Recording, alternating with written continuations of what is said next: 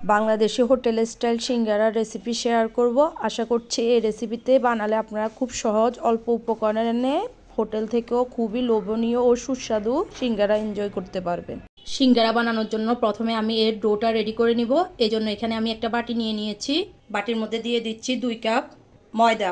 ময়দার পরিবর্তে এখানে আটাও নেওয়া যাবে। দিচ্ছি আধা চা চামচ কালো জিরে, দিচ্ছি স্বাদ মতো লবণ, 1 চা চামচ চিনি, 2 টেবিল চামচ সয়াবিন তেল। সবগুলো উপকরণ দিয়ে এখন আমি হাতের সাহায্যে খুব ভালোভাবে ময়দার সাথে তেল আর অন্যান্য উপকরণ মিশিয়ে নিচ্ছি। আটাটা আমার খুব ভালোভাবে মেখে নেওয়া হয়ে গিয়েছে। যখন মুঠো করার পর দেখবেন যে এভাবে মুঠো হয়ে আছে, তখন বুঝবেন যে ডোটা ভালোভাবে মাখানো হয়েছে। ময়দাটা খুব ভালোভাবে তেলের সাথে মেখে নেওয়ার পর এখন আমি অল্প অল্প করে নর্মাল তাপমাত্রার পানি দিয়ে আমি একটা শক্ত টাইপসের ডো তৈরি করে নিচ্ছি।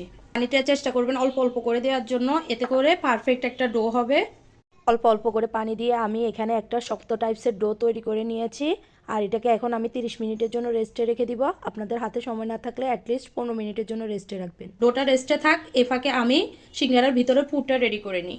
সিঙ্গারার ভিতরে পুর করার জন্য এখানে আমি মিডিয়াম সাইজের 5টা আলুকে এরকম কুচি করে নিয়েছি।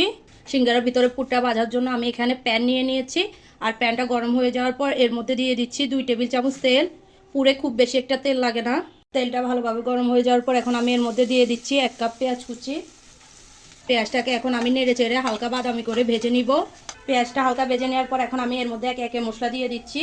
1 চা চামচ রসুন বাটা, 1 চামচ আদা বাটা, 1 চা চামচ হলুদের গুঁড়া, 1 চা চামচ লাল মরিচের গুঁড়া, 1 চা চামচ জিরা গুঁড়া, স্বাদ মতো লবণ। সবগুলো উপকরণ দিয়ে আমি মশলার সাথে পেঁয়াজগুলোকে ভালোভাবে মিশিয়ে নিচ্ছি। মিশিয়ে নেওয়ার পর এখানে দিয়ে দিচ্ছি সামান্য পানি মশলাটা ভালোভাবে কষানোর জন্য।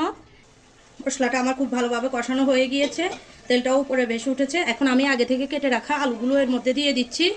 আলুটা চেষ্টা করবেন পানি থেকে উঠিয়ে দেওয়ার জন্য, এতে করে সামান্য পানি এখানে থেকে যাবে। ওই পানিটাতে আলুটা সিদ্ধ হয়ে যাবে খুব ভালোভাবে। আলুগুলো দিয়ে দেওয়ার পর এখন আমি মশলার সাথে আলুগুলোকে খুব ভালোভাবে মিশিয়ে নিচ্ছি। মিশিয়ে নেওয়ার পর আলুটাকে এখন আমি ঢাকনা দিয়ে ঢেকে 50%-এর মতো সিদ্ধ করে নিচ্ছি। আলুটাকে 50%-এর মতো সিদ্ধ হয়ে যাওয়ার পর এখানে আমি ফ্রোজেন 1/2 কাপ মটরশুঁটি দিয়ে দিয়েছি। এটা সম্পূর্ণ অপশনাল।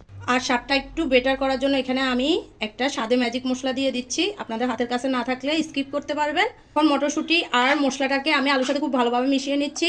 আর চুলার আঁচটা আবার মিডিয়ামে করে রেখে আলুটাকে ফুল ডান করে নিচ্ছি। আমার সিঙ্গারার ভিতরে পুরের আলুটা প্রায় হয়ে এসেছে। এখন আমি এটাকে একটা ডাল ঘুটনি দিয়ে হালকা ম্যাশ করে নিচ্ছি। এতে করে সিঙ্গারার আলুগুলো অনেকটা মসৃণ হয়ে যাবে। আমার আলুটা খুব ভালোভাবে ম্যাশ করা হয়ে গিয়েছে। এখন আমি এটাকে চুলা থেকে নামিয়ে ঠান্ডা করে নিচ্ছি। আলুটা ঠান্ডা হতে হতে আমি সিঙ্গারার আটাটাকে সেট করে নিচ্ছি। এটাকে এখন আমি একটি পিঁড়ির উপর নিয়ে লম্বা করে নিচ্ছি। সিঙ্গারার আটাটাকে এখন আমি সমান 6 ভাগে ভাগ করে নিচ্ছি। সিঙ্গারার কেটে নেওয়া ডোগুলো থেকে এখন আমি 1 ভাগ ডো নিয়ে নিয়েছি। আর এটাকে এখন আমি একটু লম্বাটে করে বেলে নিব। এই জন্য ডোর উপরে আমি প্রথমে কিছুটা ময়দা ছিটিয়ে দিচ্ছি। ময়দাটা ছিটিয়ে দেওয়ার পর এখন আমি এটাকে লম্বা করে বেলে নিচ্ছি। সিঙ্গারার জন্য অবশ্যই চেষ্টা করবেন রুটিটাকে লম্বা করে বেলে নিতে। এখন রুটিটাকে আমি মাঝ বরাবর সমান 2 ভাগে ভাগ করে নিচ্ছি। সিঙ্গারার ভাঁজটা দেওয়ার জন্য আমি কেটে নেওয়া সিঙ্গারার রুটি থেকে একটা অংশ নিয়ে নিয়েছি। এখন আমি এটাকে কিভাবে ভাঁজ দিচ্ছি আপনারা দেখে বুঝে নেন। আমি একটা সাইড ভাঁজ দিয়ে এই ভাঁজের অংশে কিছুটা পানি লাগিয়ে নিচ্ছি। আরেকটা সাইডও ভাঁজ দিয়ে নিচ্ছি। দিয়ে এটাকে খুব ভালোভাবে চেপে নিচ্ছি যেন এটা ভাজার পরে খুলে না যায়। পর এটাকে সোজা করে নিলে দেখবেন যে একটা পকেটের মতো হয়েছে। এখন আমি ওই পকেটের জায়গায় পুরটা দিয়ে দিয়েছি, যেটা আমি আগে বানিয়ে নিয়েছি। পুরটা আপনারা আপনাদের পছন্দ মতো দিয়ে নেবেন, একটু চেপে চেপে ভিতরে ঢুকিয়ে নেবেন। পুরটা দেওয়ার পরে এখন আমি সিঙ্গারার উপরের সাইডে কিছুটা পানি লাগিয়ে নিচ্ছি।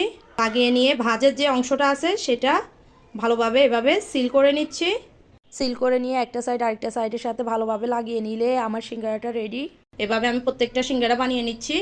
সবগুলো সিঙ্গারা আমি একইভাবে বানিয়ে নিয়েছি। আপনারা চাইলে এই পর্যায়ে এগুলোকে ফ্রোজেন করে নিতে পারেন।